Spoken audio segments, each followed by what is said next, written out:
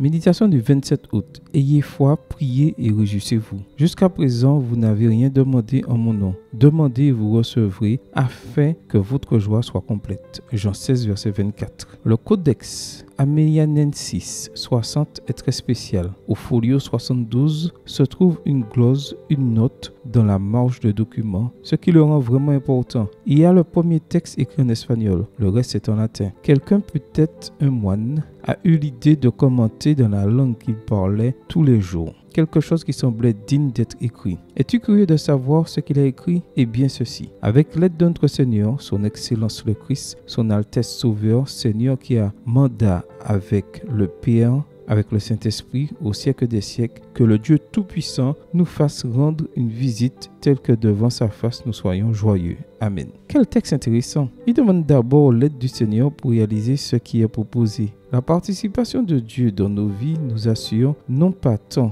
que nous recevrons ce que nous avons demandé, mais que nous ferons l'expérience de certitude. Nous verrons son intervention dans nos vies et c'est beaucoup. Mais en plus, il joint ses désirs à la possibilité d'être heureux avec Dieu. Pas mal du tout pour un débutant en rédaction de français, n'est-ce pas? En ce qui concerne la demande à Dieu, Ellen White dit: lorsque nous ne recevons pas immédiatement les choses demandées, croyons néanmoins que le Seigneur nous a entendus et qu'il nous exaucera. Nous sommes tellement sujets à l'erreur, notre vie est tellement bornée qu'il nous arrive parfois de demander des choses qui ne nous seraient pas bonnes. Dans son amour, notre Père Céleste exauce nos prières en nous accordant ce qui est pour notre bien. Ce que nous demanderions nous-mêmes si nous pouvions juger justement les choses spirituelles. Si nos prières ne paraissent pas être entendues, cramponnons-nous à la promesse, car le temps de l'exaucement viendra certainement et nous recevrons alors la bénédiction dont nous avons le plus pressant besoin. Mais prétendre que les prières seront toujours exaucées de la manière dont nous l'entendons, c'est de la présomption. Dieu est trop sage pour se tromper